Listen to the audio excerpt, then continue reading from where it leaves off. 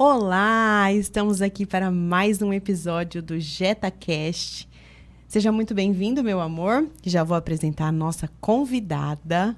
Gente, eu estou tão honrada e ao mesmo tempo emocionada, porque Deus providencia cada coisa pra gente e eu só recebo. A gente, quando iniciou o JetaCast, a gente pensou muito em trazer pessoas que falam sobre a comunicação. Aí a gente põe o pé e Deus dá o chão com um avião pra gente, pra decolar.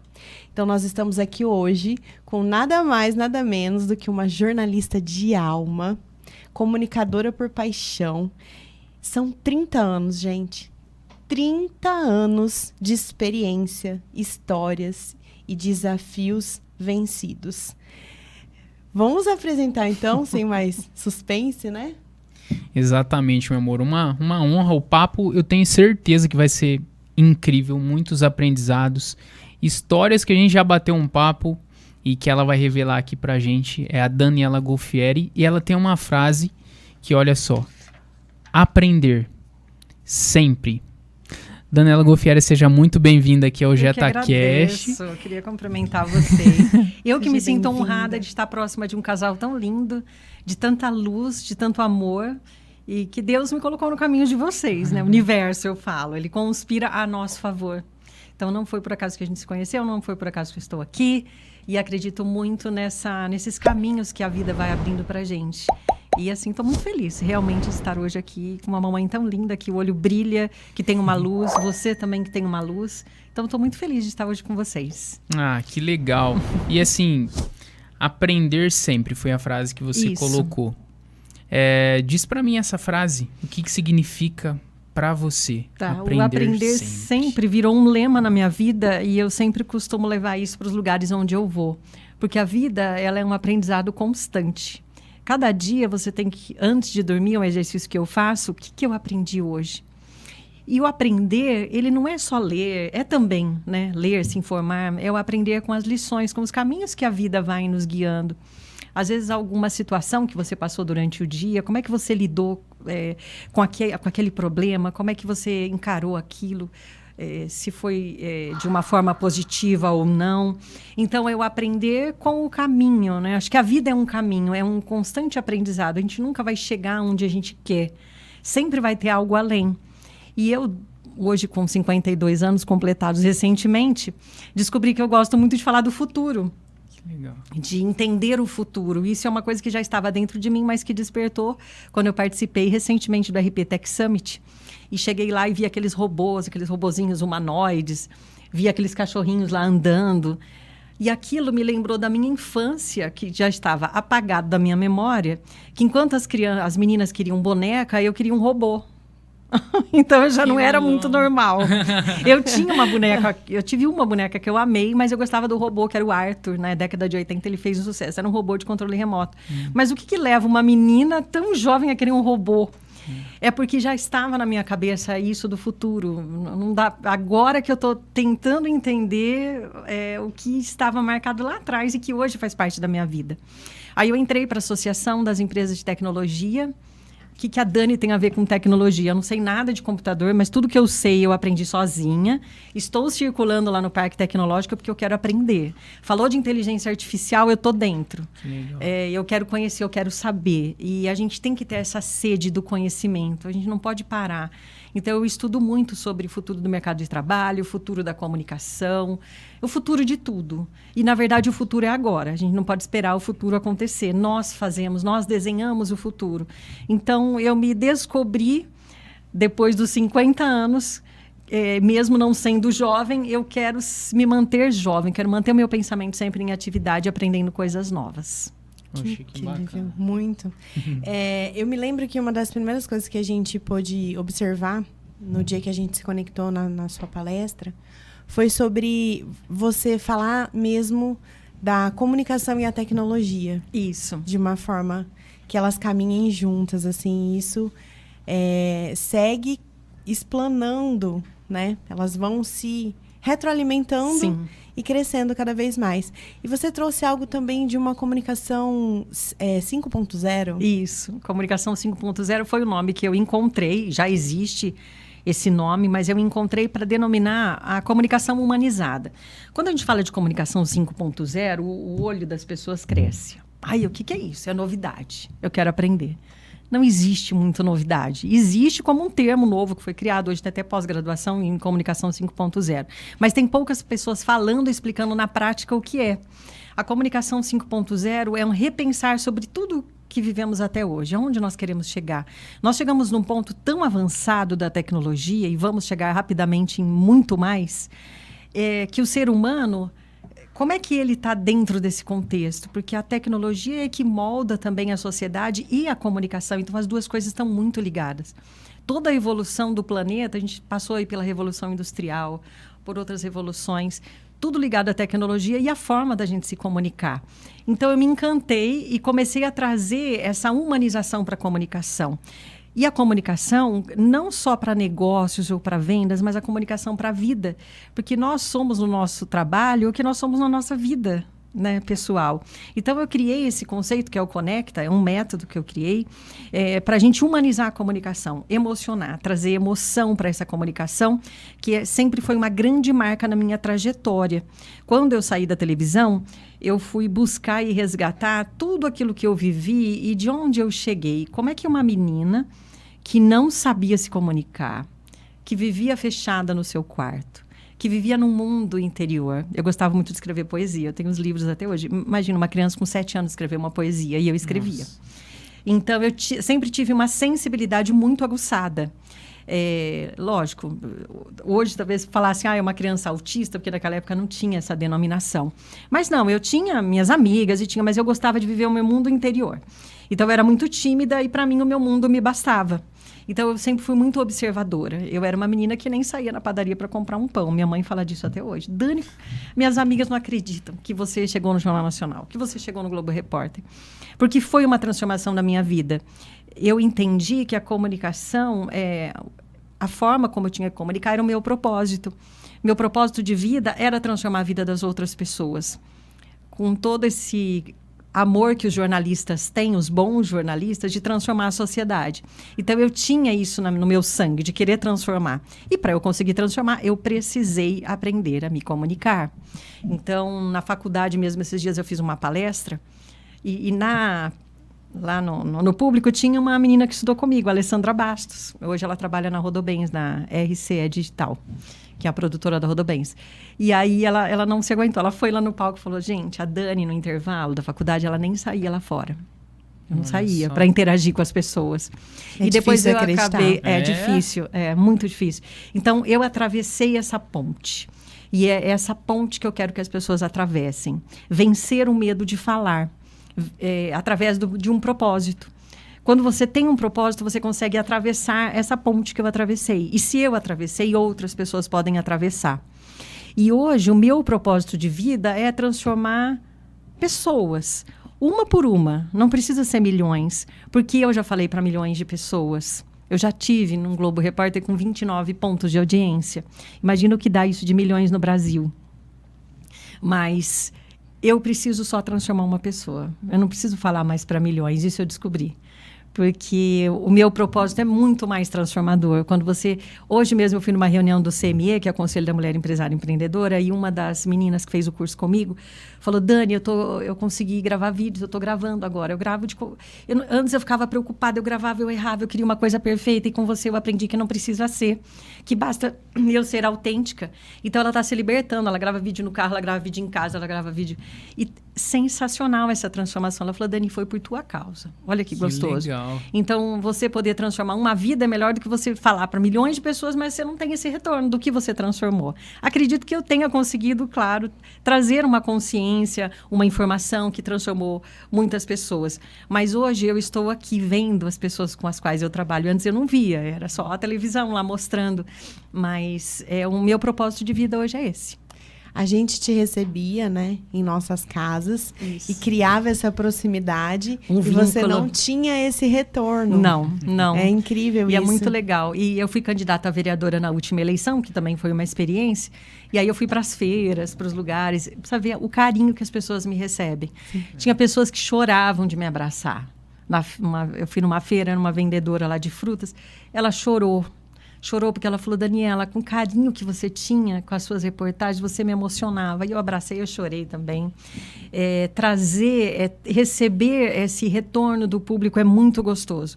E as pessoas pensam que eu estou na televisão até hoje. Elas congelaram uma imagem lá e depois pararam de assistir. Então, para elas, eu ainda estou na televisão.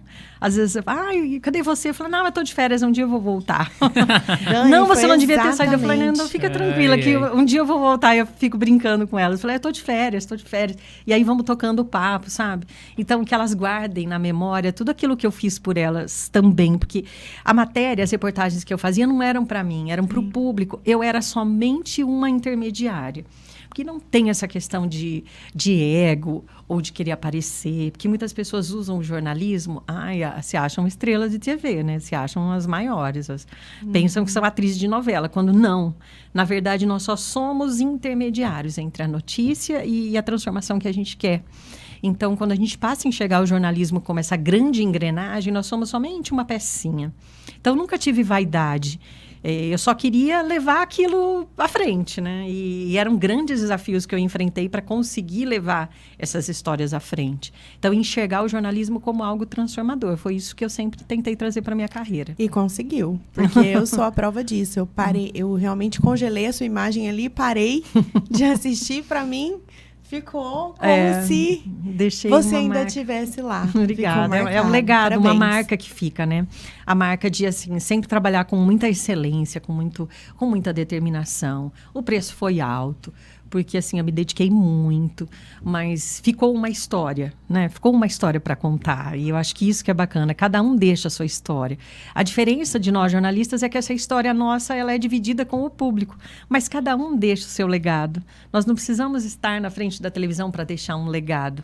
Cada um deixa o seu e é consciente do legado que está deixando. Muito bom.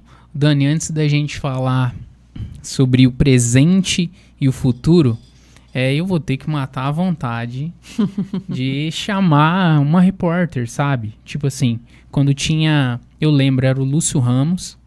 E não era nem TV Tem ainda, amor. Era TV Progresso, não era? Era TV Progresso. E chamava, assim... Então eu vou passar... O Jerônimo Olavo vai chamar... as nossas idades. Exatamente. Então eu vou chamar a Daniela Golfieri e tal. Aí você inventa uma historinha e devolve pra mim. Aí a gente já... Olá, pessoal. Como é que vocês estão? A gente vai fazer uma reportagem agora que foi preparada pela Daniela Golfieri. E aí, Daniela Golfieri, como é que você está? Quais são as notícias que você passa pra gente? Jerônimo, eu venho aqui trazer para vocês do congestionamento que está acontecendo agora na rodovia Washington Luiz, sentido Rio Preto Mirassol.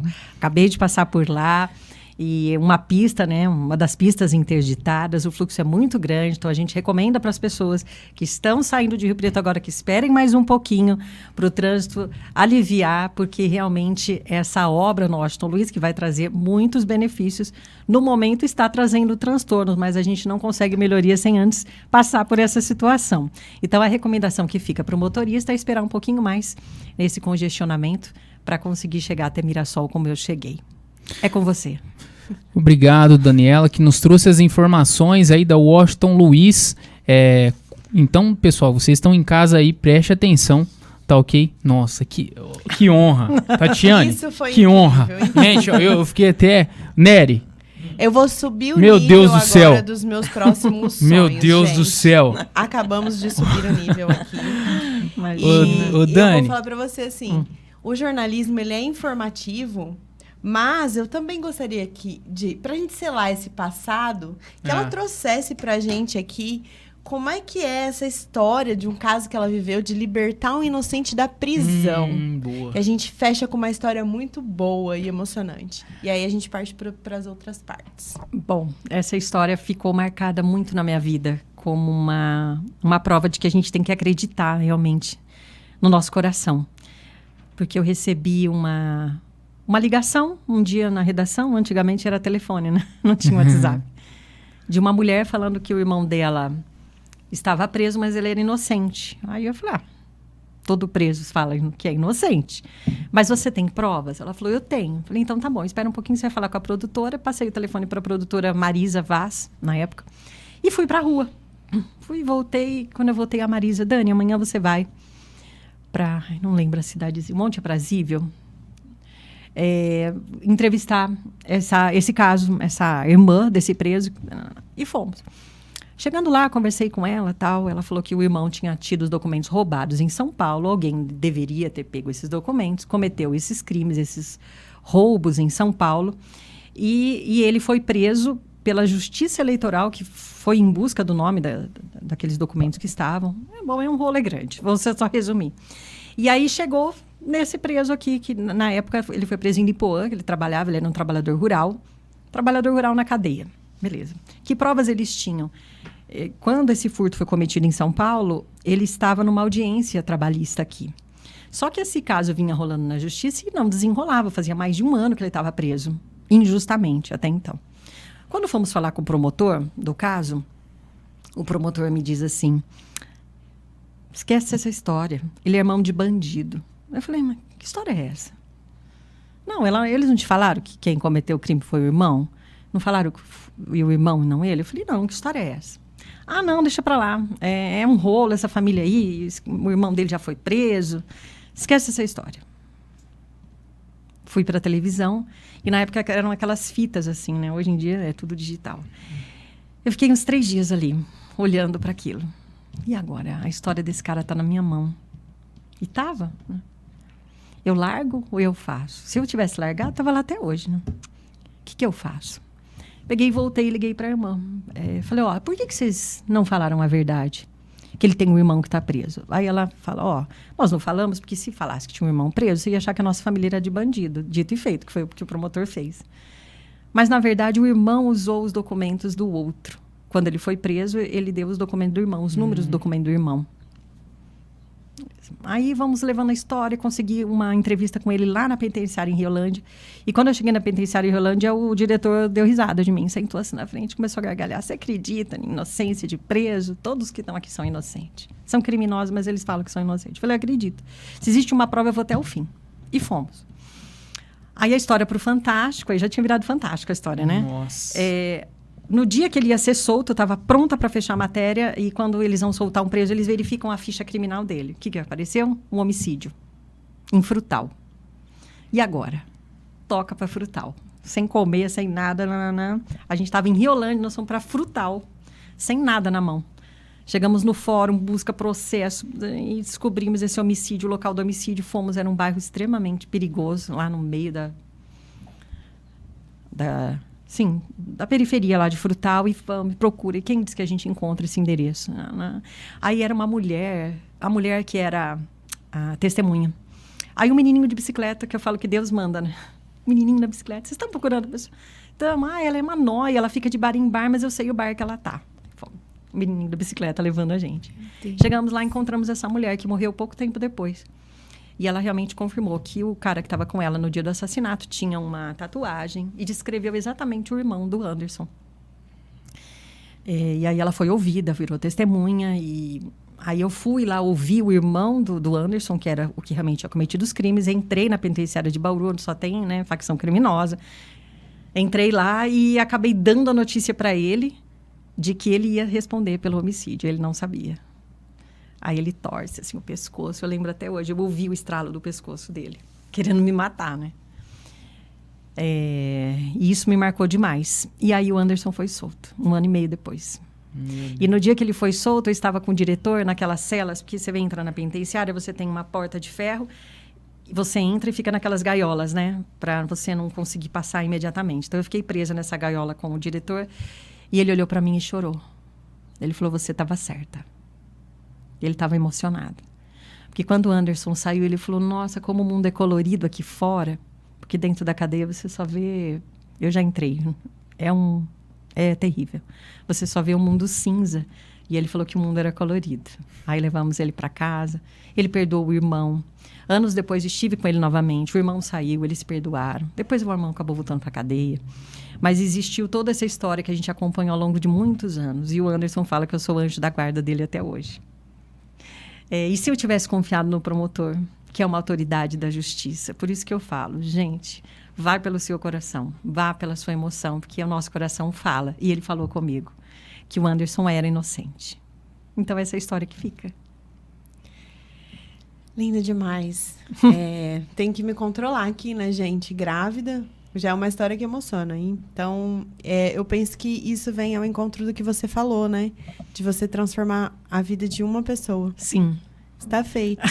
Já está feito. Uma transformação já foi feita. Está feito. É legado, né? E lutamos para que isso acontecesse. Lutamos não só eu, mas uma equipe inteira lutou. No tempo que a televisão ainda tinha esse investimento, esse tempo, hoje já é tudo mais difícil, né? Você conseguir investir numa história dessa. E eu lembro que o dia que saiu no Fantástico foi o dia do tsunami, eu nunca vou esquecer, lá na Indonésia. E aí era para ter até um espaço maior, mas eles deixaram para o final do programa, então é uma coisa que me marcou bastante. E assim, inesquecível. E essa história já foi alvo de... Eu dei muita entrevista sobre essa história, trabalho de fim de curso, associação, não sei das quantas. Eu recebi muita carta de preso depois. Vários inocentes vários apareceram. Inocentes, vários inocentes. E assim, marcou assim, bastante mesmo. Foi uma das histórias que mais me marcaram. Alô, Netflix! Fica a dica. É uma novela. Ô, Dani, você é de Bauru, né? Isso... Eu estudei em Bauru. Você estudou em Bauru, né? Conta um pouquinho pra gente como que foi o jornalismo, né? Te picou nesse sentido. E um pouquinho da sua trajetória até você chegar à Rede Globo, essa potência, né? De comunicação até hoje é muito grande na América Latina, assim, no mundo, mas na América Latina é uma das referências que tem.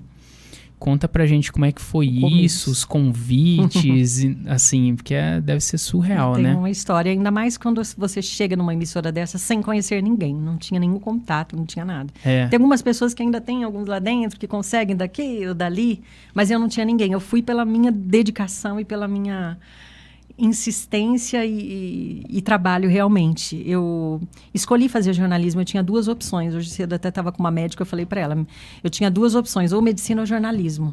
Como eu não gostava tanto assim de estudar, eu era esforçada. Estava falando disso antes, né? Mas eu falava, não, medicina acho que vou ter que estudar demais. Aí fui pelo jornalismo, que são duas profissões que exigem doação. Não adianta.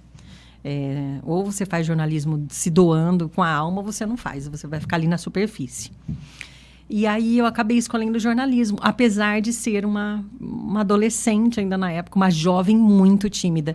Talvez porque isso soasse como um desafio para mim.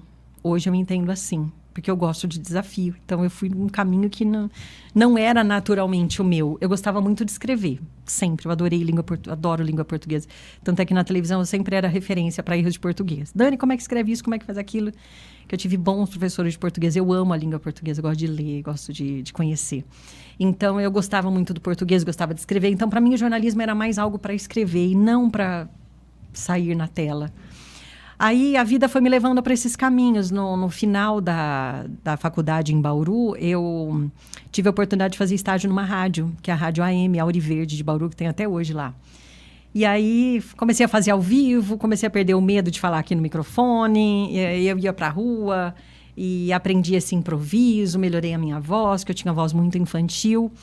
E aí surgiu a oportunidade de fazer um estágio na Rede Globo, no Oeste Paulista, que é a Rede Globo em Bauru. Fiz um estágio de umas semanas lá e fui convidada para trabalhar como produtora na TV em Votuporanga. Aqui, abri uma vaga, ó. Tem uma menina que está fazendo estágio aqui, que é esforçada, trabalhou em rádio, então vamos mandar ela para a produção. Então, eu ficava na produção 15 dias e a repórter ficava 15 dias na rua e a gente trocava. Isso foi um grande aprendizado, porque eu aprendi a produzir para a TV e aprendi a fazer reportagem. Então, é uma grande escola, porque tem repórter que até hoje não sabe produzir. Então, vice-versa. Então, eu comecei na produção, num tempo onde não existia celular, você imagina? Como é que você falava com as pessoas? Você vai marcar uma matéria num sítio, sei lá, plantação de laranja. Onde você vai achar o cara? Nossa. De noite, em casa. Ligando. Não tinha outro jeito. Então, eu trabalhava de noite, agendava as coisas de noite. Gente, a vida sem celular, ela existiu um dia. Aí você precisava da quantidade, tinha que ligar no Instituto de Economia Agrícola para saber a safra do ano passado, demorava 10 dias para calcular. Você tinha que esperar 10 dias. Aí você tinha que fazer a projeção da safra. Isso eram 20 dias para você fazer uma matéria. Hoje você entra lá, está tudo lá e as pessoas ainda reclamam, né? Então, você tinha que ligar no Instituto Agronômico de Campinas, você tinha que ligar não sei aonde, no Instituto Luiz de Queiroz, para pegar a safra daquela fruta que você estava fazendo a matéria. Aí tinha que ligar de noite para o produtor, porque você não encontrava as pessoas no telefone. telefone fixo de dia, trabalhando. Então, eu passei por tudo isso, passei por essas dificuldades. Era máquina de escrever, as pessoas hoje têm preguiça de reescrever um texto. Eu reescrevia 20 vezes, e até hoje eu reescrevo um texto muitas vezes, porque eu gosto dessa, né, de apurar tudo que eu faço. Então, foi dessa escola que eu vim. Aí, comecei a trabalhar aqui, em São José do Rio Preto. Fiquei 9 meses em Votuporanga, falo que foi uma gestação para eu aprender. Aí me trouxeram para Rio Preto em 98. Em 2000 surgiu a chance de eu fazer reportagem de rede, Jornal Nacional. Aí teve um teste, que algumas pessoas fizeram suas reportagens, e eu acabei sendo aprovada. Até contei para vocês que foi aqui em Mirassol que eu recebi a notícia de que eu fui aprovada para o Jornal Nacional. E do ano 2000 até 2022, eu fui uma espécie de correspondente deles aqui no interior de São Paulo.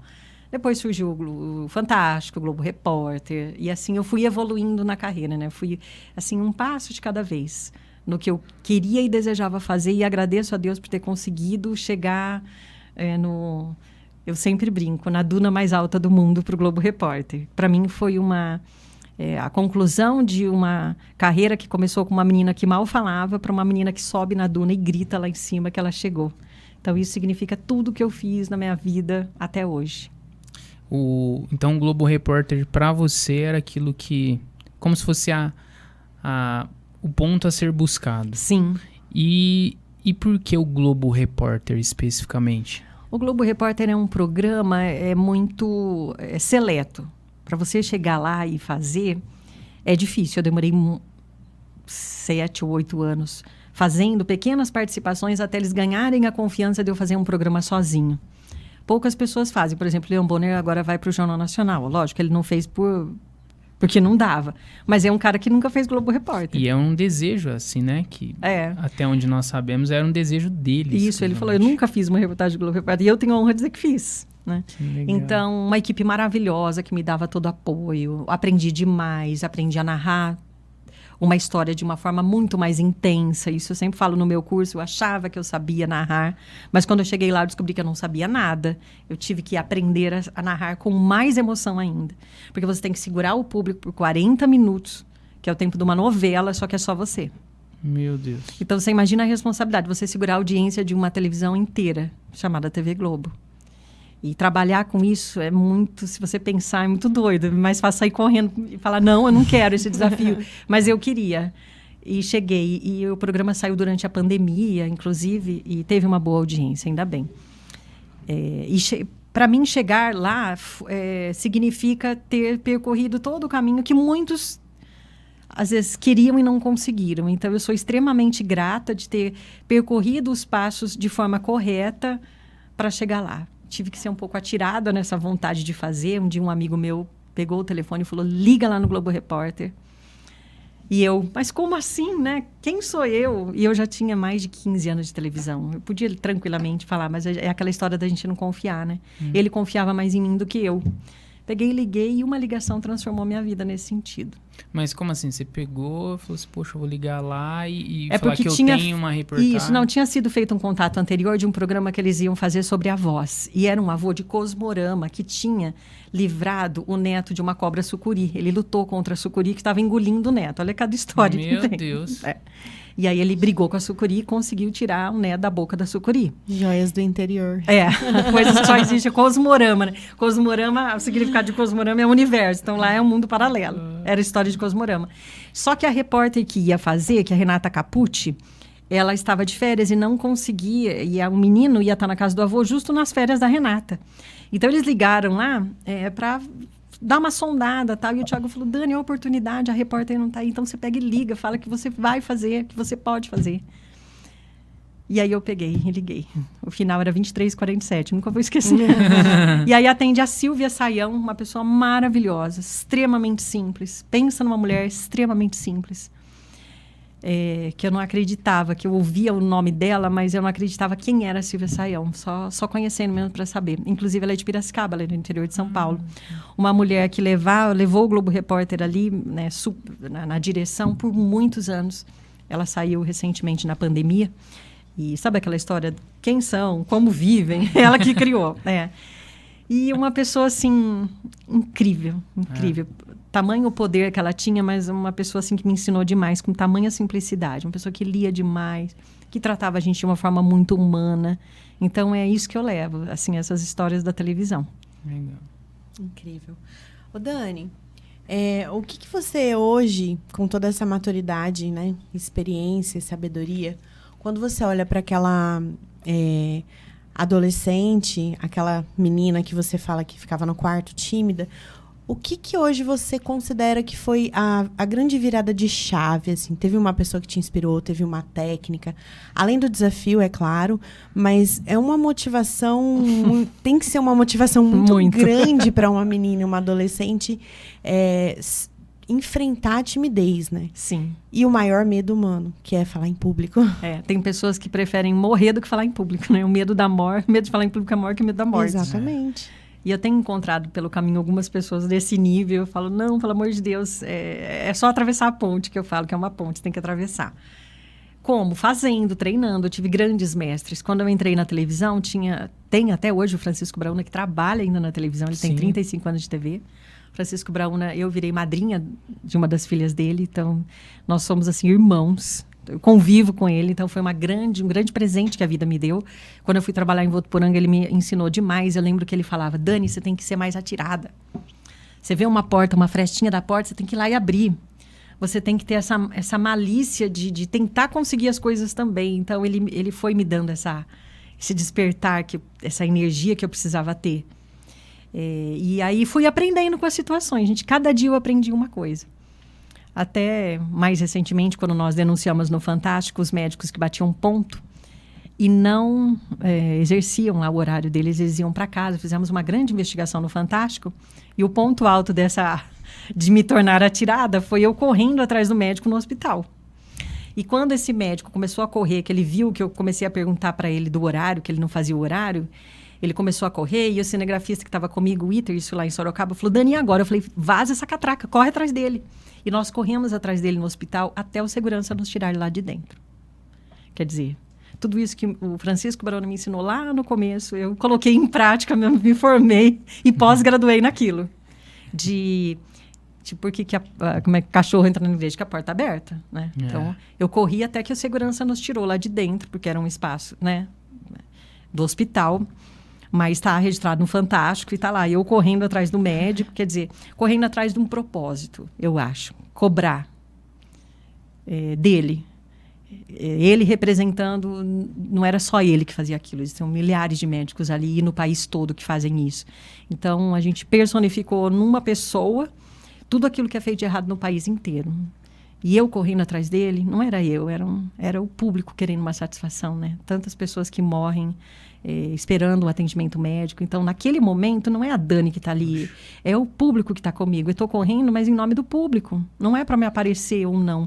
Uma vez eu fiz uma grande cobrança para o hoje vice-presidente do Brasil, Geraldo Alckmin. Tanto é que ele me vê, ele me conhece já.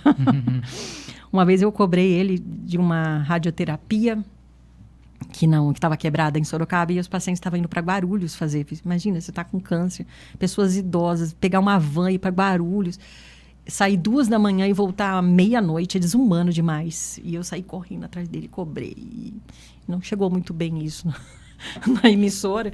Mas eu falei, então não me mandem. Não me mandem porque eu vou cobrar. Eu vou cobrar porque eu vi as pessoas, as senhoras de idade lá, sofrendo. Então não me venham cobrar, porque eu vou cobrar sim. E acabei virando amiga dele. E ele é médico de profissão, ele é médico, né? Ele tinha feito uma reportagem um tempo antes de uma menina que precisava fazer hemodiálise em São Paulo, porque não tinha hemodiálise para criança lá em Sorocaba. E fizemos toda a história dela e tal. E um dia que ele estava em Jundiaí, inaugurando, ele era governador, uma ponte lá em Jundiaí, eu falei, deixa eu ir, que eu quero falar com ele. Só que eu não falei para minha chefe, né, isso. Fui. Cheguei lá num canto, falei com a assessora, falei, preciso falar governador. 1 minutinho, só eu e ele. Será possível? Daqui a pouco chega. Pode falar com ele. Falei, governador, é o seguinte, tem uma menina que ela viaja todos os dias, chama Isabela, uma menina muito frágil. Eu só quero dizer para o senhor que se a gente não conseguir transferir ela para Sorocaba, eu criar uma hemodiálise para criança, se essa menina morrer, o senhor não sabe o desgaste que vai ser para o governo. Beleza. Não, tudo bem, deixa o nome dela aí, vamos ver o que a gente consegue. Aí virei as costas e fui na rodovia, paramos no posto de gasolina, daqui a pouco liga minha chefe. O que está acontecendo? O governo inteiro está ligando aqui. O que você falou? O que você aprontou? O que você falou, governador? Eu falei, calma. Eu só pedi que ele resolvesse uma situação. E, assim, o governo inteiro se mobilizou e ela conseguiu. 10 dias depois eu fazia hemodiálise lá e eu tenho contato com ela até hoje, a Isabela. Ela virou minha afilhada. A Isabela para cá, Isabela para cá. Ela nasceu sem os 2 rins. E ela sobrevive por um milagre de Deus. Ela faz hemodiálise desde que nasceu. Então, são histórias que a gente guarda no coração, né? E eu luto mesmo. Eu sempre lutei pelo meu público. Eu fui mesmo, eu fiz. E foi isso que me deixou a Dani comunicadora que eu sou. Porque é através da palavra que a gente consegue transformar.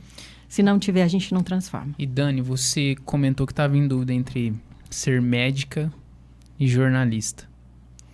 Talvez você salvou mais vidas sendo jornalista do que você fosse ser médica, né? Nunca pensei nisso, mas ajudei bastante gente, posso dizer. Muitas pessoas, né? Muitas. Algumas histórias você contou aqui e você teve acessos diferentes de um médico. Então, libertou uma pessoa da prisão.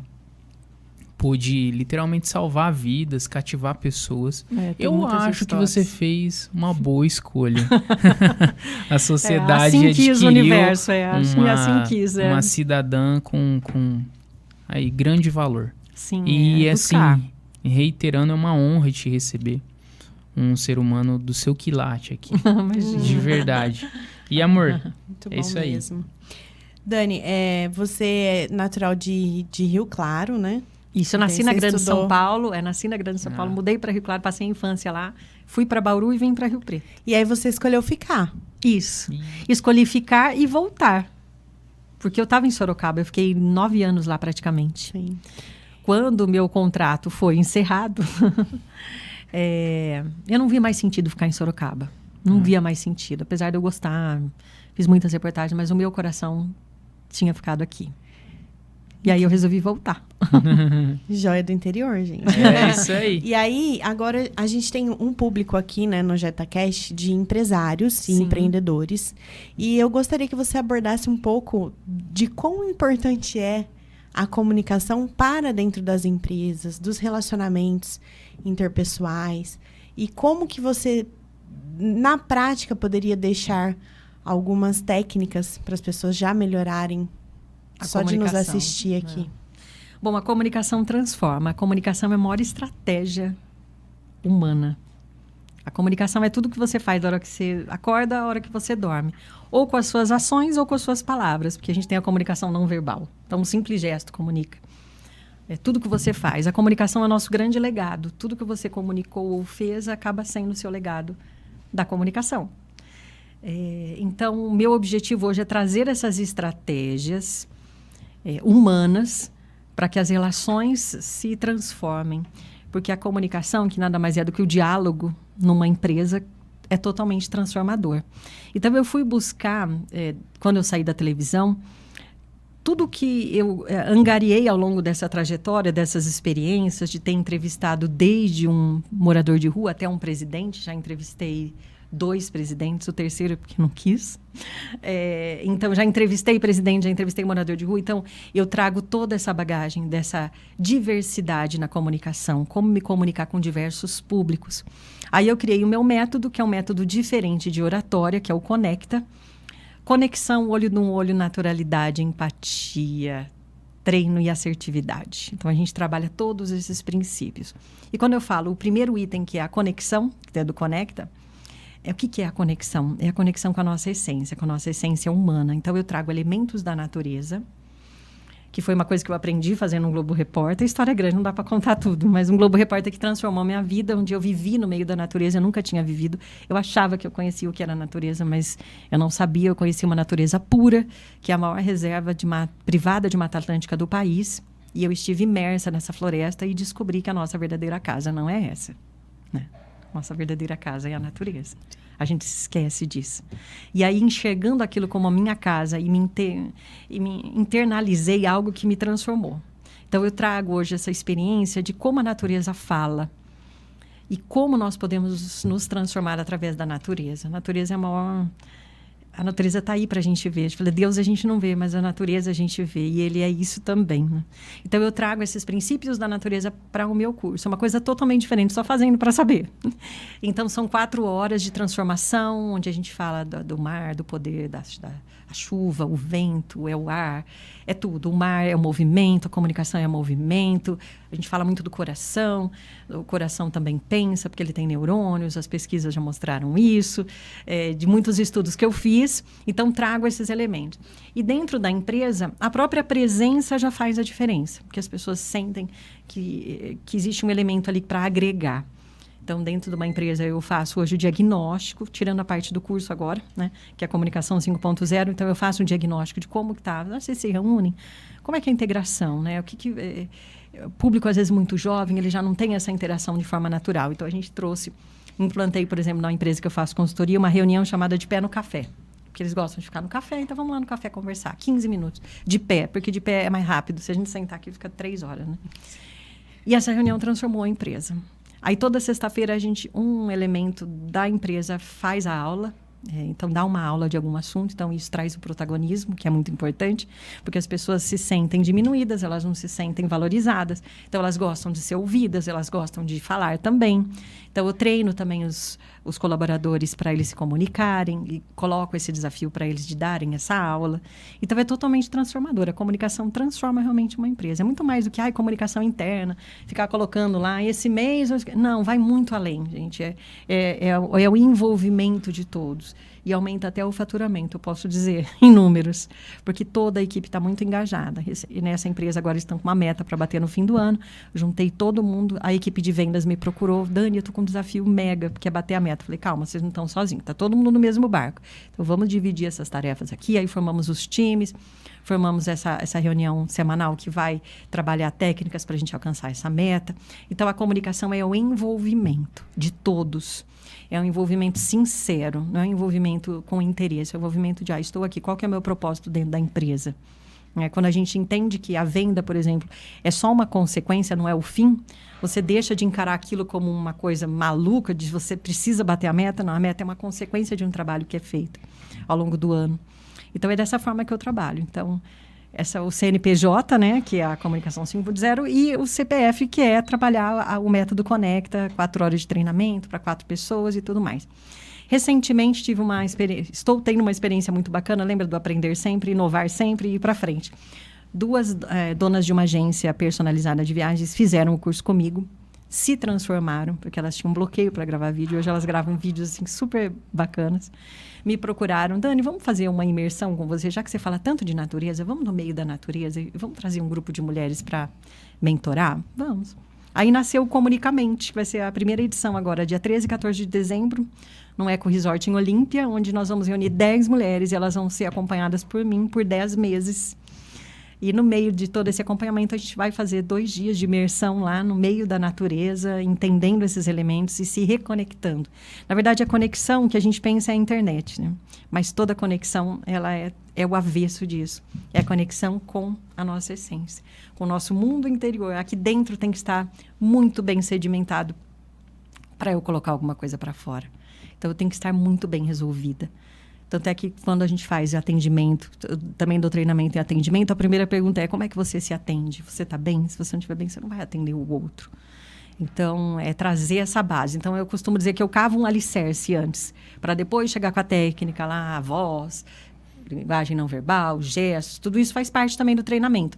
Mas não adianta eu chegar com técnica se eu não tenho o coração. Então, eu preciso da alma presente. Então, a comunicação é muito agora, é a comunicação consciente. Não é sair falando por falar. Não é robô que fala, gente. Nós somos seres humanos. Exatamente. É muito importante. Você citou o ponto... a gente fala muito, até nas consultorias que a gente coloca, né, amor? A respeito de cultura. Isso, missão, cultura visão e valores. Às vezes está somente ali na parede. O que realmente faz a diferença é se qualquer colaborador... vive aquilo. Isso. Porque é muito bonitinho você ter lá rodando na... Mas vive, literalmente. E eu queria que você comentasse pra gente, porque se é 5.0, existe o 1, o 2, o 3 sim. E o 4. O que seria... Como chegamos assim? Como chegamos no 5 pra gente até ver essa Essa evolução, essa transformação, né? Como que é, Dani? Conta pra comunicação gente. Comunicação 1.0 é o início de tudo. É o jornal, o rádio e a TV. A comunicação unidirecional, onde a TV falava, o rádio falava e a gente só ouvia. Nós éramos seres passivos. Nós não tínhamos como chegar lá e rebater aquela informação. Era uma informação que eu aceitava, não tinha. Não existia um meio de interação. Aí vem a 2.0, que é a chegada da internet. A internet de escada, onde você começa a ter um acesso a todo esse universo fora do rádio e da televisão. Porque até então, gente, eu sou dessa época, só tinha rádio e TV. O Brasil parava para assistir Jornal Nacional. Não tinha a história do gol. Quando acabou de sair, você já vê. Você tinha que esperar o Jornal Nacional para ver o gol. Era muito louco. As pessoas que esqueceram de tudo isso. Então, você só tinha essa opção. Ou você esperava no dia seguinte o jornal para ver. Então, era um universo onde nós éramos passivos em relação a rebater as informações, a trocar informações. Aí a sociedade, a tecnologia, de novo, pautando essa transformação da sociedade. 2.0 chega a internet, de escada, na internet se firma. A 3.0 são as redes sociais. Nós começamos a interagir no Facebook, no Instagram, depois o TikTok. Nós passamos a ser fonte também de informação, né? Porque tem muita fake news na história. Mas cada ser humano passou a ser uma fonte de troca de informações, ou emitindo ou recebendo. Então, hoje, quando eu não preciso esperar mais a televisão dar uma notícia. Eu vejo um congestionamento, eu coloco lá. Eu coloco por mim mesma. Então, essa é a 3.0. Aí a gente avança, a sociedade avança muito rapidamente para a inteligência artificial. E avança tão rápido que teve uma amiga minha que era editora executiva do Jornal da Globo, saiu da televisão e ela fez um primeiro livro, chama Inteligência Artificial Generativa. Isso faz o quê? 1 ano e meio atrás. Então, ela explicava como... E naquela época ainda não entrava muito na minha cabeça. Falava, como é que a Lúcia, com 60 e poucos anos, vai falar de inteligência artificial? Uma coisa difícil. Era difícil para a gente ainda entender. E olha como que evoluiu, gente. 1 ano e meio. Hoje eu lido com isso todo dia. E para mim era um monstro, 1 ano e meio atrás, falar de inteligência artificial. Então, o avanço é muito rápido. É a comunicação 4.0. A 5.0, nós chegamos no topo, acho que de onde poderíamos chegar. E ela olha para baixo e fala assim, peraí, para que lado a gente vai? Porque se a gente deixar avançar muito a tecnologia, nós vamos esquecer o ser humano por trás disso. E o risco é muito grande. Nós vamos nos afastar, lembra da origem, de onde nós viemos? Nós estamos totalmente, cada vez mais afastados da nossa origem. E isso causa saúde mental, nós vemos uma epidemia de saúde mental. Depois eu fui entender por quê, porque a gente se desvinculou da nossa origem. E nós continuamos sendo carne, osso, cérebro. O nosso cérebro não mudou, mas a tecnologia mudou muito. E vai avançar muito mais rapidamente. Então, se a gente não resgatar essa humanidade que existe em nós, nós corremos sérios riscos de ter uma sociedade totalmente doentia, como já estamos chegando, né? E como a comunicação é um elemento de transformação da sociedade, é um grande repensar sobre tudo isso. É trazer a humanização como um antídoto para todo esse avanço, porque o nosso cérebro ele não vai evoluir igual à inteligência artificial. Daqui a 50 ou 100 anos, nós vamos ter chips implantados no cérebro e nós vamos nos comunicar sem falar. Talvez. Mas o nosso corpo continua sendo o mesmo, porque o avanço de uma espécie é muito lento. O ser humano vai evoluir igual? Não, nós vamos ficar o mesmo. Só que nós vamos estar muito mais pautados pelo virtual do que pelo real. Então, é entender aonde nós chegamos e resgatar essa humanidade nas relações. Porque a comunicação é tudo, não é só o profissional, né? As empresas, resgatar um pouco dessa humanidade também. Tirar um pouco dessa frieza que ainda permeia essas relações que são financeiras nas empresas, né? Nós estamos lidando com pessoas. E pessoas são pessoas, elas não são máquinas, né? Elas merecem ser acolhidas.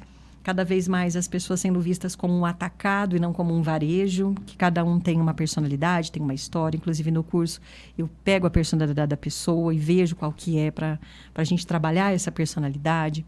Então, é um grande repensar sobre tudo. Se você gosta de pastel e também gosta de curtir com a sua família, aí você tem que ir lá no Afetitoso, na cidade de Mirassol, lá com o Matheus. Um pastel muito bom e a estética dele já é muito diferente, muito bonita e uma delícia.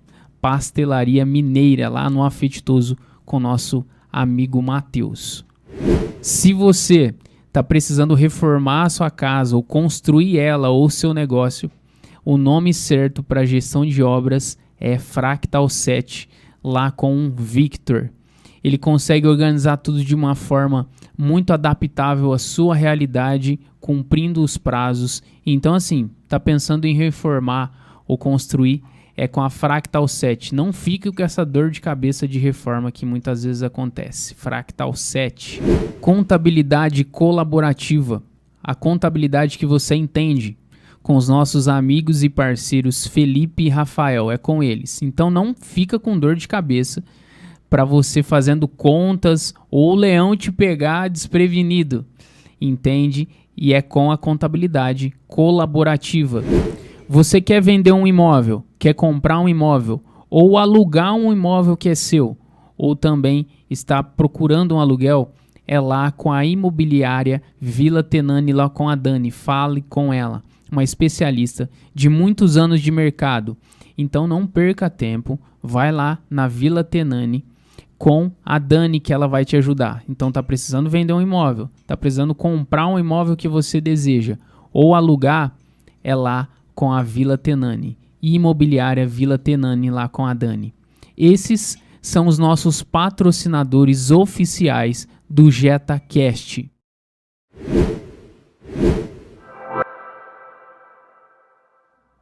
Voltamos agora com um cafezinho especial aqui, porque a nossa convidada, a Dani, é igual a gente, cafezeira, gente. E tá gostoso, um brinde, vai. Ai, que delícia esse café delícia. gourmet, gente, sem açúcar, maravilhoso. E aproveito para dar uma dica, ó, café, o que o café tem a ver com a comunicação?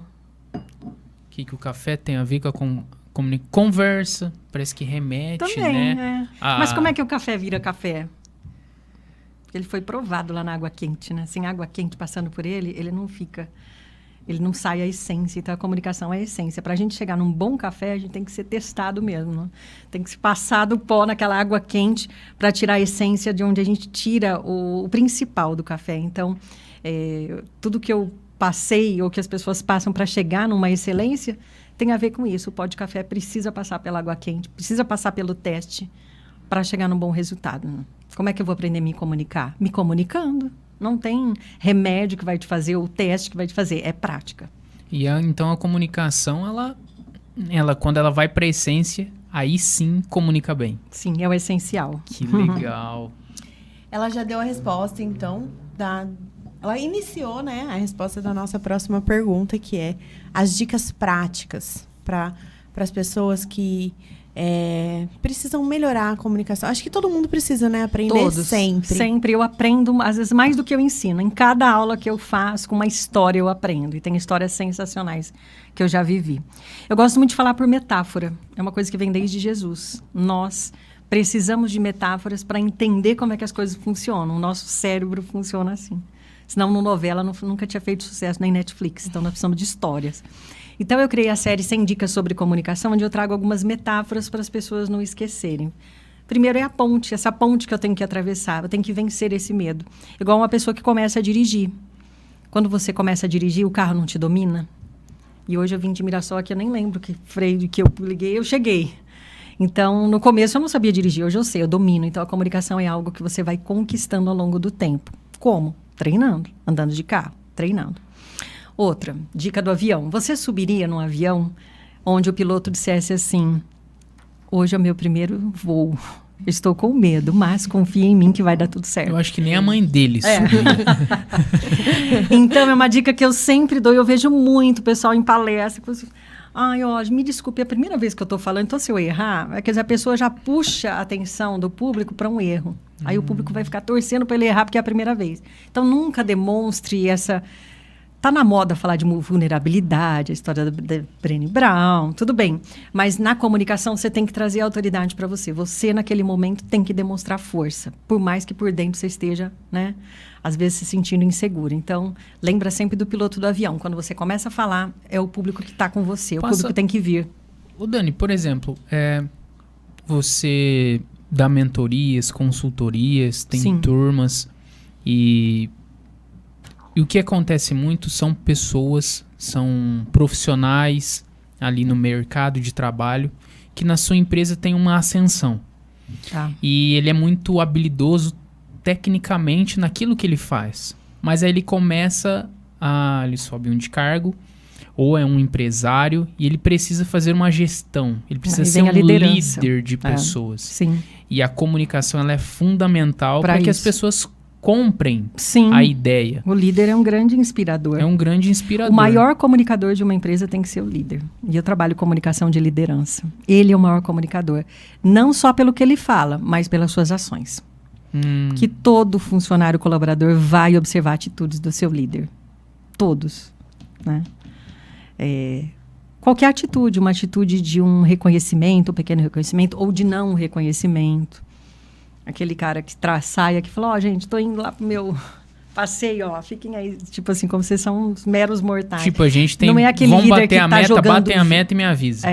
Aquele líder que tem que jogar junto, ele tem que inspirar, ele tem que trazer as pessoas. Arrastar pelo exemplo. Tanto é que o maior líder de todos os tempos é Jesus Cristo. Exato. Não gosto de misturar religião, mas independente de religião, ele é um grande homem que deixou um legado. E recentemente eu descobri, lendo um livro do Augusto Cury, antigo, que eu nunca tinha lido, que ele é uma referência em qualidade de vida, Jesus Cristo. E todo o livro não é pautado em religião, em fé, mas é na história. Eu falei, como um cara que se ferrou na vida, né, que só passou por tanta aprovação, que qualidade de vida é essa? E ele fala que a qualidade de vida, de entender as coisas de uma forma saudável mentalmente. Por mais que ele estivesse passando tudo aquilo, a mente dele era totalmente controlada. Então, isso para mim só já é sensacional. Mas leio, é 12 semanas para mudar uma vida. E o líder é um grande inspirador. O maior comunicador de uma empresa é o líder. E as pessoas confundem o comunicador com aquele que tem que falar, fazer reunião. Não, é ação, é atitude, é legado. Uma das maiores empresárias que eu conheço, a Adriana Neves, que é da Conebel, lá em Rio Preto, foi presidente da CIRP. O que aquela mulher faz, ela tem uma gestão totalmente diferenciada. Ela é hoje reconhecida como uma das maiores empresárias da área de bebidas do país. Então, nós temos exemplos e inspirações para seguir, né? O líder é aquele que mais trabalha numa empresa. Que os trabalhadores veem o seu exemplo, e não aquele que de quinta-feira, não, hoje eu não vou, porque, né? Façam aí por mim, me mandem o dinheiro para mim todo mês que tá tudo certo. Tá cheio de líder que faz isso, né? Então eu trago isso também para são chefes. Então eu trago isso para a comunicação. A liderança é pura comunicação. Dani, você estava falando de uma série, 100 dicas. 100 dicas, então eu trago essas metáforas do avião.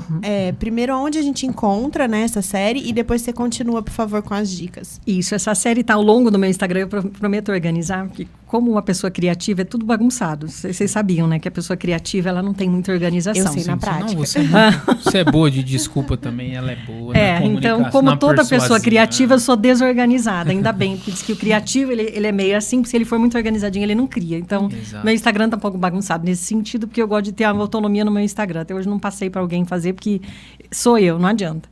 Então, eu comecei essa série, então depois eu vou fazer as capinhas certinhas. Então, por exemplo, tem o sal. Eu tô lá na cozinha cozinhando. O que o sal tem a ver com a comunicação? O sal é a dose certa nas palavras. Eu não posso ser nem mais e nem menos. Eu não posso ser insosso, aquela pessoa que não traz essa energia na fala, o sabor, que eu falo que eu falo em preto e branco, né? Então tem que trazer esse gosto, porque se a comida tá sem sal, o que você fala? Ai, tá sem sal, né? Quando tá com muito sal, o que você fala? Nossa, tá salgada. E quando tá no ponto? Você não vai falar, ai, que sal maravilhoso que você colocou nessa receita. Então, a comunicação, ela tem que ser na medida, para a pessoa nem perceber que ela está passando do ponto e nem que ela está a menos. Então, eu tenho que encontrar esse equilíbrio na minha fala. Como? Tendo um ritmo gostoso para falar. Eu não posso falar nem muito rápido, mas eu também não posso falar muito devagar. Então, eu tenho que encontrar um equilíbrio nesse tempero da minha comunicação para que eu possa conquistar as pessoas. E quando eu falo de emoção, é pura conquista. A comunicação é pura conquista do coração do outro. O que a gente faz quando posta um vídeo? A gente quer conquistar o coração do outro, a alma. Não existe nada físico na comunicação, é muito subjetivo. E o subjetivo mora no coração, ele não mora na razão. Então, tudo na comunicação é pautado pelo subjetivo, pela emoção. Então, é trazer e encontrar esse equilíbrio. O outro, estou lembrando dos vídeos que eu gravei, é o palito. Pego uns palitinhos e falo, o que esse palito tem a ver? Um igual é o outro, não é? Então, se você se coloca abaixo do outro, você desvincula esse eixo da comunicação. Quando você acha que você é menos do que aquela pessoa, você vai se diminuir. E quando você acha que é mais, você vai se aumentar. E aí você quebra esse eixo da comunicação, que é tornar comum. Como é que eu vou tornar comum uma mensagem se eu me sinto menor ou maior que alguém? Então, o grande eixo da comunicação é a igualdade. Eu fui fazer uma palestra para uma equipe em Araçatuba e eu ia treinar um porta-voz lá que ia assumir cargo. E ele estava com os outros colaboradores. Eu fiz todos eles sentarem no chão, inclusive ele. Falou, aqui é o chão para todo mundo, é o mesmo chão. Então, a gente começa do chão o nosso treinamento. Que nós temos que sentar no chão, temos que ser igual às outras pessoas.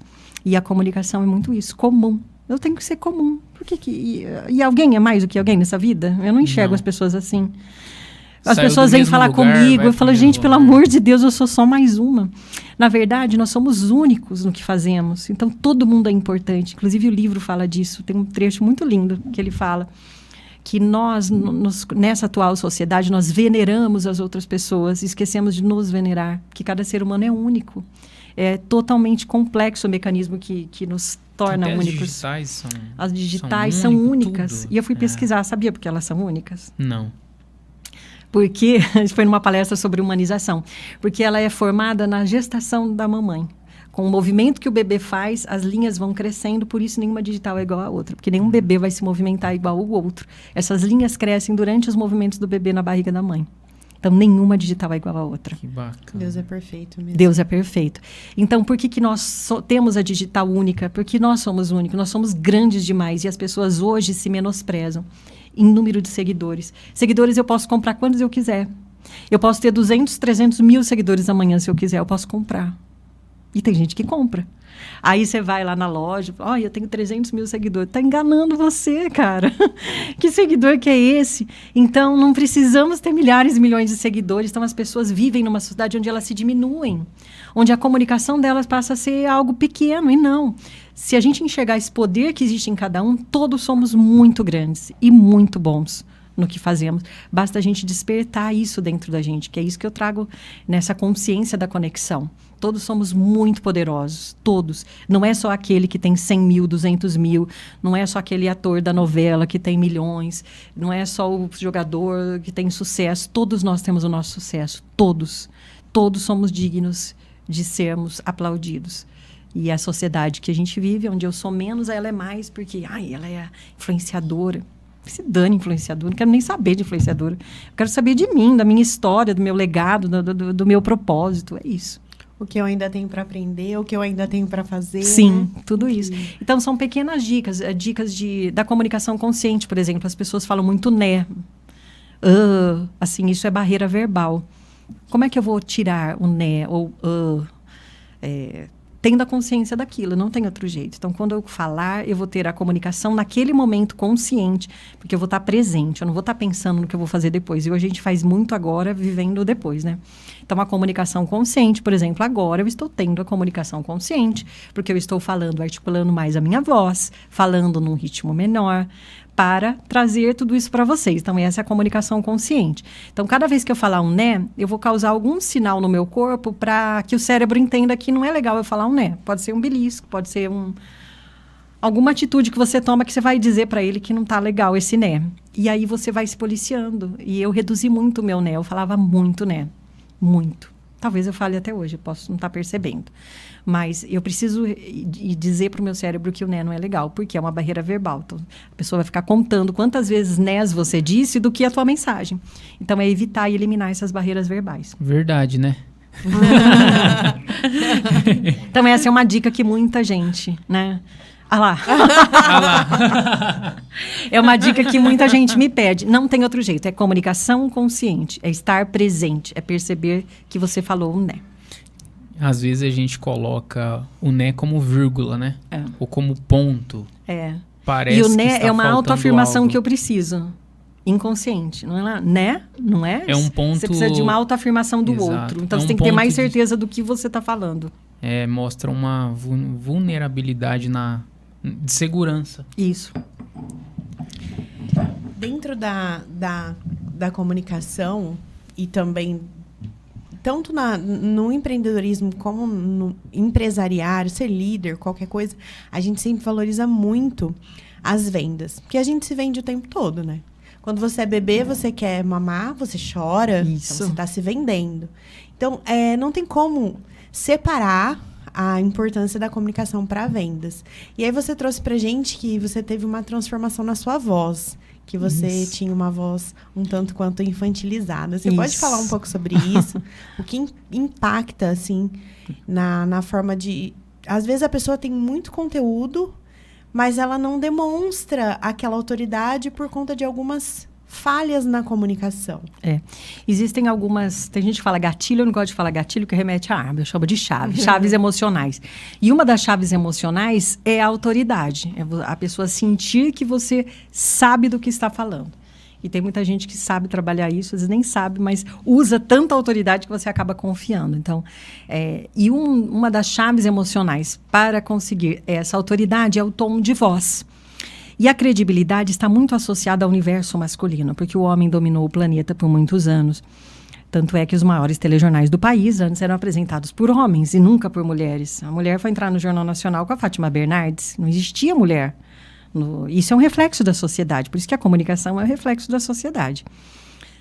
Então, como a voz masculina sempre trouxe muita credibilidade, então associa-se a credibilidade a esse tom grave, que é o tom masculino. Ah, mas eu preciso falar grosso para ser ouvido? Não. É trazer um tom um pouco mais grave para a sua comunicação. Porque na televisão, é muito mais gostoso você ouvir uma voz assim do que uma voz assim. Imagina, eu estou no Washington Luiz, está tudo interditado, eu vou chegar mais tarde em casa, evitem, por favor. Eu sou a Xuxa. Não estou rebaixando, tem pessoas que têm voz infantil, sim. Mas essa voz pode ser trabalhada. A minha voz foi trabalhada fazendo fono durante 25 anos. Não são 25 dias. 25 anos. A fono é obrigatório na TV, então até eu sair da televisão eu fazia fono toda semana. Eu lembro de eu ir para o carro, porque a fono no final era de Jundiaí, eu ia dentro do carro e fazia 1 hora de sessão dentro do carro. Porque tinha que ser um lugar, um ambiente isolado e a gente era obrigado, entre aspas. Era um benefício, né, ter uma fono à tua disposição. Claro.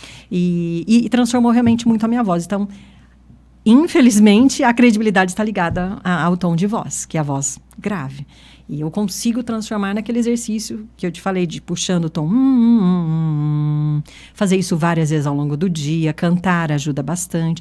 Então, eu consigo ter essa voz mais suave. Mulheres com a voz grave, feminina. Sandra Nemberg. São as apresentadoras hoje da televisão. Renata Vasconcelos. Então, eu estou usando agora uma voz grave feminina. Que é a credibilidade, é uma voz mais gostosa de ouvir e de acreditar. Porque quando eu falo, as pessoas têm que acreditar em mim. E eu trouxe essa marca. Dani, tudo que você falava eu acreditava. Ótimo. Uma vez eu deixei passar que a ponte tinha 3.000 quilômetros. A ponte de Rubineia, em vez de 3.000 metros. E aquela confiança, sabe? Confia que a Dani não erra. Aí eu errei, passou por 3 pessoas e saiu no ar. 3.000 quilômetros da ponte. Não dá para confiar em ninguém. Nem em mim. 3.000? Pelo amor de Deus. 3.000 quilômetros. Dani, eu gostaria de te perguntar sobre um tema que eu gosto muito. Algumas pessoas conhecem, mas ele ainda é pouco explanado pela importância que ele tem, que é a comunicação não violenta, né? Então, eu gostaria que você trouxesse, e também de uma forma muito exemplificada, o que é uma comunicação violenta, que é uma comunicação não violenta, e como a gente pode iniciar essa transição. Isso é muito importante até nas empresas e até em casa.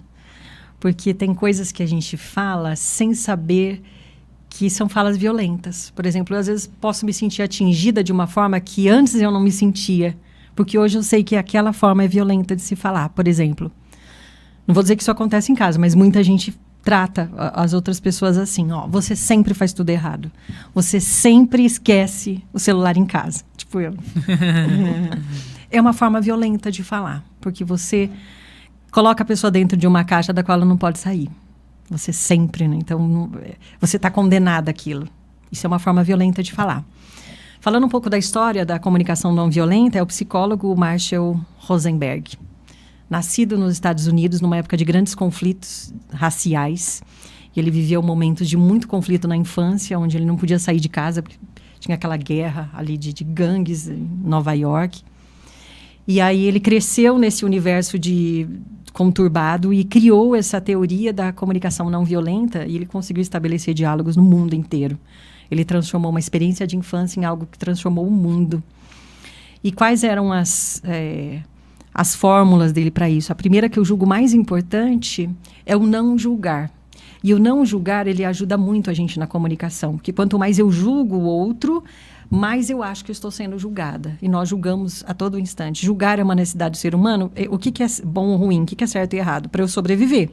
Só que quando esse julgamento ele passa além... Então, se eu julgo alguém aqui na rede social, nossa, tá gorda, nossa, tá velha, nossa, tá passada, eu vou achar que isso está acontecendo comigo. Porque eu sou aquele espelho. Então, eu vou ficar com medo de postar alguma coisa e com medo das pessoas falarem o mesmo de mim.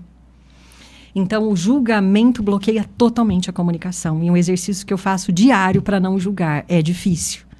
Porque a gente julga as pessoas a todo instante. A gente rotula as pessoas. Então, a primeira lição para estabelecer um diálogo, até entre países, é o não julgar a ação do outro. Então, eu não posso julgar, por exemplo, Israel pelas decisões que ele está tomando, eu não posso julgar os palestinos pelas atitudes que eles estão tomando. Eu tenho que apenas entender o que levou Israel a agir daquela maneira, o que levou os palestinos a agirem daquela maneira. Não sou eu que vou falar o que é certo e errado. Só tem uma pessoa que pode falar o que é certo e errado, e não é nem o juiz que está aqui, né? A gente sabe quem é. Porque o ser humano é muito falho nesse sentido. Então, entender que eu não sou um instrumento que julga. Eu apenas observo. Então, é o ponto de vista de observar. E por que aquilo me incomoda? Por que me incomoda aquela pessoa que fala daquela forma? Por que me incomoda aquela pessoa que fala de mais ou de menos? É porque eu sou o espelho dela. Então, eu tenho que entender por que aquilo me machuca de alguma forma. Porque o problema está em mim, não está nela. Porque ela tem a vida dela. E eu não consigo transformar isso. Então, eu tenho que aprender a lidar com aquilo. Um exemplo simples, por exemplo. Eu fui numa festa um dia e tinha uma senhora acima, um pouquinho do peso, com uma calça super justa, que estava bem, assim, o corpo dela bastante em evidência. E eu fiquei olhando. E a gente já vai com aquele julgamento. Nossa, né? Falei, calma. Por que aquilo me incomoda? Na verdade, aquilo me incomodou porque aquela mulher tem coragem e eu não tenho. Olha só como é que inverte o papel. Eu não tenho a coragem que ela tem de fazer aquilo. Só que se eu olhasse com outro olhar, eu ia olhar com o olhar do julgamento. Nossa, que vulgar, como é que faz isso? Como é que vem vestida desse jeito? Não, ela tem coragem. Eu é que tenho que entender que eu não tenho. Então, você traz o olhar muito para você, porque realmente a gente não consegue transformar o outro, a gente consegue mudar a forma como a gente enxerga o outro. E a primeira teoria dele é essa. É você entender por que aquilo te machuca. E depois dizer do que você precisa. Igual, em vez de dizer assim, você sempre esquece o celular em casa, dizer, pontuar. Naquele dia você esqueceu o celular. Por que será que você esqueceu o celular? O que você pode fazer para não esquecer o celular? E não julgar e rotular as pessoas. Uma criança, você sempre chega atrasado, você sempre tira nota baixa. Você não pode congelar a pessoa naquela situação. Você tem que instigar para que algo aconteça. Né? Então, para mim, é o grande aprendizado, é o não julgamento. Nós temos as 4 etapas, né, que é como eu me sinto e o que eu preciso para que isso mude. A mulher para o marido, meu amor, toda vez que você coloca a toalha em cima da cama, molha o colchão. Então, por favor, dá uma solução para aquilo e não dizer, você é um desleixado, não presta para nada. Né? Olha que diferença. Do que dizer, você sempre faz isso, não aguento mais. Do que você pontuar que aquilo está te incomodando e por quê. E o que pode ser feito para mudar. Para mim, é a maior resposta para tudo, que é o diálogo. Na verdade, ele preza pelo diálogo. Eu tenho que dizer o que eu estou sentindo. Eu não posso ir acumulando, que no meu curso eu falo da chuva de palavras. O que tem a ver a chuva com a comunicação? É que a gente vai acumulando e vira uma tempestade. Aí você vira uma crise nervosa, você acaba com o casamento, porque você vai acumulando e não fala. Isso me incomoda, aquilo me incomoda, vamos por esse lado, vamos por esse. É o puro diálogo. Então, acho que é a grande teoria que ele deixa e o legado que esse psicólogo deixou na comunicação não violenta, que eu gosto de tratar como comunicação humanizada. Na verdade, chama comunicação não violenta porque foi baseado em Gandhi, que Gandhi libertou a Índia da Inglaterra sem sequer erguer uma arma. Ele usou só o diálogo. Então, quem usava esse termo era Gandhi. E eu gosto de falar comunicação humanizada, para dizer não violenta, porque o não existe, que é outra coisa que o cérebro também não entende. Não existe, porque tudo existe, então não existe. Mas criou-se esse nome da comunicação não violenta. O Dani, dois pontos. O primeiro, que você deu o exemplo da mulher, de usar a calça apertada, não existe um padrão, né? Porque Não vai ser sempre uma mulher que, por exemplo, no seu caso, que viu que você não tem coragem. Talvez ela é insegura e ela fica com ciúmes porque o esposo estava ao lado. Tem uma série de Talvez coisas que ela envolvam isso. se incomodou porque ela não tem dinheiro para comprar Sim. aquela calça. Então ela se incomoda. Então ela precisa internamente ver qual é o gatilho que fez ela se incomodar com aquilo, né? É verdade. Enxergarmos nós como o ponto de vista do observador, né? E não do observado. O observado não vai mudar, a gente esquece. Ele vai mudar se ele quiser, né? E assim, no que você comentou de comunicação violenta e qual foi não violenta. Humanizada. E humanizada. Isso, muito bom. Existe um momento adequado de que você falou que ideal é colocar para fora isso, mas existe um momento adequado a se fazer isso? Eu acho que o coração fala muito. É um momento que você sentir que você não pode acumular. É o que eu chamo de chuva de palavras. Você tem que saber chover na hora certa, porque aquilo não vira tempestade. Então, é resolver uma situação que está te... Eu enfrentei uma situação, dando um exemplo, com um colega de trabalho que, de repente, se afastou de mim. Eu senti ele estranho. Sabe quando você percebe que não olha mais, que estava em frente dele? Chamei ele para conversar. E eu faço muito isso. Falei, e aí? Eu gosto de jogar transparente. O que está acontecendo? É que me falaram que vai ter uma mudança aí e uma outra pessoa que tinha o mesmo nome que eu vai ocupar a função que eu ocupo. Falei, essa pessoa não sou eu, não sou ela, né? E também não é ela que tomou essa decisão, talvez, nem sei disso. Então, a pessoa tinha o mesmo nome que eu e ele achava que era eu, que iria tomar o lugar dele. E ele virou a cara comigo e eu nem sabia. Então, e nós, depois disso, nos tornamos grandes amigos. Ele não trabalha mais aqui, trabalha em outro lugar do país. Mas o que era para ser totalmente uma briga se tornou uma união. Porque houve o diálogo. Por isso que o diálogo é importante. Nós, na verdade, vamos alimentando monstros. E esses monstros crescem. Então, o diálogo é inversamente proporcional aos monstros. Então, quanto mais eu converso, quanto mais eu dialogo, mais eu deixo tudo transparente. E ser transparente é importante. Então, se algo te incomoda, chama, fala, mulher, marido, amigo, colega de trabalho, não está legal. Você está trazendo um desânimo para a equipe. O que você precisa? Às vezes a pessoa precisa de ajuda, né? A pessoa está em depressão. Aí você fala, aquela pessoa está desanimada, ela me desanima também. Então, fala. Fala que não está legal. Chama, o que está acontecendo? Mas as pessoas preferem falar mal, ir lá no cantinho do café e apontar aquela pessoa. Não, essa aqui não serve, é mais fácil liberar do que tentar transformar. E as empresas hoje têm muito disso. Elas querem riscar da lista as pessoas que as incomodam. Quando, na verdade, as que incomodam, às vezes, estão ali para trazer a equipe junto, para ensinar. Para ensinar.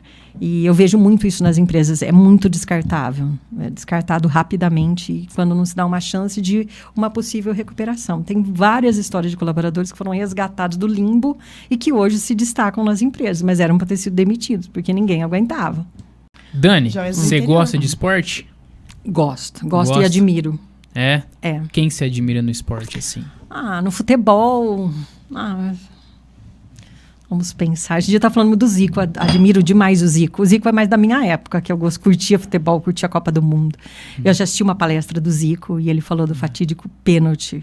De 82. Incrível, porque todo mundo se lembra do Zico. No único erro que ele cometeu foi o pênalti que ele errou. Olha como a gente é. Igual se te der uma folha em branco com um pontinho preto. O que tem aqui? Você vai ver o ponto preto, não vai ver a folha em branco. Então, o Zico tem essa história para contar. Hoje ele é lembrado por muitas pessoas pelo único erro que ele cometeu na carreira. Para muitos jogadores dizem que pós-Pelé brasileiro ele foi o melhor. Porém, por esse deslize Você vê não como que a humanidade é cruel. E eu estava falando esses dias com meu marido. E o Zico, ele é muito amigo do William Bonner da TV. Eles têm grande amizade, os dois. E eu estava perguntando esses dias, falei, nossa, cadê o Zico? Eu admirava tanto ele. Ele é de uma época que o esporte era paixão, né? Tá vendo? A paixão, era por o amor. Então, eu admiro demais. Se você falar que eu tenho um jogador que eu admiro, é ele. Então, já que a Dani gosta de futebol, né? A gente pode ir pro nosso bate-bola agora? Exatamente. Vamos ver, então, se lá na firma, se os campeonatos da imprensa lá, ela era uma boa jogadora. Um bate-bola aqui, Jetta 8 e Dani. uma pessoa que você admira. Meu pai, que não está mais aqui entre nós, mas ele foi um grande mestre da minha vida. Me ensinou demais. Um filme? Um filme. Eu estava falando de Carpe Diem esses dias, eu vou citar Sociedade dos Poetas Mortos, que eu amo, com o Robin Williams. Adoro. Um livro. Um recente que eu li, O Essencialismo. Adorei. Nossa, é um dos melhores livros que eu já li. Para tomar decisões. Exatamente. Que, inclusive, está na nossa biblioteca digital. Exatamente. A Nery coloca para vocês. Depois você aqui. coloca Tem muitas aí, né? dicas lá que eu trouxe para a vida. Muito, né? Qual foi a última vez que você mudou de ideia sobre algo? Eu vivo mudando de ideia, eu não tenho ideias. Eu sou muito flexível, graças a Deus, porque a árvore que não se dobra, ela tomba. Que eu mudei de ideia, não lembro. Mas eu acho que é constante isso na minha vida, de me adaptar às situações e às pessoas. Uma imagem que às vezes eu tive de uma pessoa que eu mudo. E tem pessoas que não conseguem, né? Que congelam aquilo e não mudam de jeito nenhum. Eu acho que eu sou uma mutação constante, ainda bem. Porque a natureza é movimento, então eu estou integrada a ela. Fala pra gente uma referência pra você e que você não conhece pessoalmente, mas você falou, poxa, eu gostaria de conhecer essa pessoa pessoalmente. Uma referência na comunicação? Isso, ou... em qualquer situação da sua vida, aquilo que você acredita. Poxa, eu gostaria de conhecer pessoalmente essa pessoa, dar um abraço, conversar. Gosto muito da Oprah Winfrey, que foi uma mulher que revolucionou, uma mulher negra que chegou onde chegou, que viveu intensamente, né, a sua história. Hoje está mais afastada, mas ela é uma mulher que lutou, guerreira. Gostaria de conhecer. Tá aí, a Oprah. Referência para mim em uma mulher negra que ultrapassou muitas barreiras. Eu sei que no jornalismo é difícil. Eu vivi... Hoje a gente tem muito mais feminino no jornalismo, mas ele é essencialmente masculino. Diretores, homens, que nos comandam. Poucas mulheres no comando. Então, eu sei o universo que ela enfrentou para ela chegar onde chegou. Qual foi a última vez que você fez algo pela primeira vez? Nossa... A última vez que eu... uma coisa boba, pode ser? Pode. Sim. Eu nunca tinha comido tâmara. O que você achou? Eu adorei. Porque eu sempre ouvi falar que era doce. Aí, quando eu falei, as minhas amigas não acreditavam. Dani, você tem que comer tâmara amanhã. Eu fui lá no Laticínio José, comprei. E é um sabor diferente. Porque é difícil a gente experimentar um sabor com 50 e poucos anos, um sabor que a gente não conhece. Adorei. Tem até uma amiga que lançou uma linha, chama Tamarô. Amo Tamarô. Porque ela adoça tudo com a tâmara.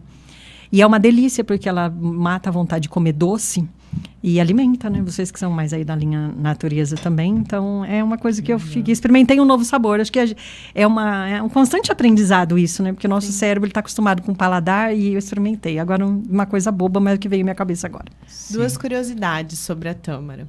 Dizem que era a fruta favorita de Jesus Cristo. Olha só, é do tempo de Cristo, verdade. Dizem, tá? Depois você me confirma, senhor. E dizem também que agora, no final da gestação, ela estimula a entrada saudável no trabalho de parto. Olha que interessante. Então, são duas curiosidades que... E eu falei do nada, sem saber.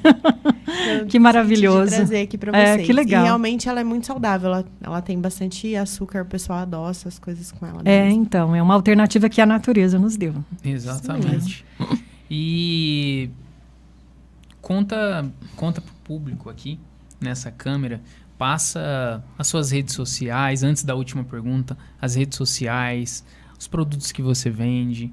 Agora, essa nova fase sua, né, da comunicação. Então, fique à vontade aí. Tá. Vou deixar aqui o meu Instagram, que é danielagolfieri.conecta. Conecta é o nome do método que eu criei. Então, entra lá no Instagram, você vai conhecer um pouquinho mais dos treinamentos. É um curso de 4 horas para 4 participantes. Tenho também mentoria individual. Tenho agora o Comunicamente, que é uma imersão onde eu vou mentorar um grupo de 10 mulheres. Então, vão ter vários grupos. A gente está filmando o primeiro agora, que foi a convite de uma agência que vai trazer isso não só para a região, mas para outros lugares do Brasil, onde a gente possa viajar e aprender sobre comunicação. Por que não na praia? Por que não na Europa? Então, a ideia vai crescer. Que mais? Vamos pensar. Também a consultoria em comunicação, onde eu chego, a comunicação 5.0, onde eu chego na empresa, faço todo esse diagnóstico e trago essa humanização na comunicação, aumentando o diálogo entre os setores. Também faço palestras, treinamentos em atendimento humanizado. Treinei o ano passado os motoristas da Circular Santa Luzia. Foi um barato conhecer todos os motoristas, as histórias que eles têm para contar. É um público sensacional. Fui convidada por eles depois que eu fiz uma palestra na CIRP sobre humanização. Então, é um tema que eu trago. Quando eu falo que o ser humano é extremamente complexo e importante, então eu trago toda essa visão, a visão da digital, de como nós somos importantes. Então, é um tema diferente que eu trato também de humanização. Aí tem mestre de cerimônias, apresentações, podcasts corporativos, tudo na área de comunicação, que é uma área que me encanta. Então, tudo que for para divulgar com um propósito, eu estou aqui, porque precisa existir um propósito no que a gente faz. E meu propósito é transformar e aprender sempre. Perfeito. Que incrível ter você aqui com a gente. Muito obrigada. É o nosso 5º episódio aqui gravado nos estúdios da TS Rádio e o nosso primeiro em que a gente recebe uma mulher. Legal. Gostei. Nada mais, nada menos do que Daniela Gonfieri. Tinha que ser, obrigada, né, gente? Obrigada, exatamente. gente. A última. Imagine, Dani, que você, com toda a sua capacidade, as suas habilidades, a sua experiência de vida e profissional, que você tem 30 segundos e pudesse, para 8 bilhões de pessoas que tem no planeta, essa mensagem vai chegar para todas essas pessoas. Difícil, hein? Eles vão te ouvir, Que bom. eles vão até seguir o que você vai falar. Que mensagem seria essa? A mensagem seria: seja a sua essência. Menos ego. Mais o todo. Que a gente seja o todo. Tudo está conectado. Tudo. Nossa, a natureza, os animais, o reino mineral, animal, vegetal, tudo se conversa. Tudo tem energia. Que a gente saiba utilizar essa conexão para prosperar, para ajudar, para transformar. Nós não estamos aqui para sobreviver, nem para viver a nossa vida.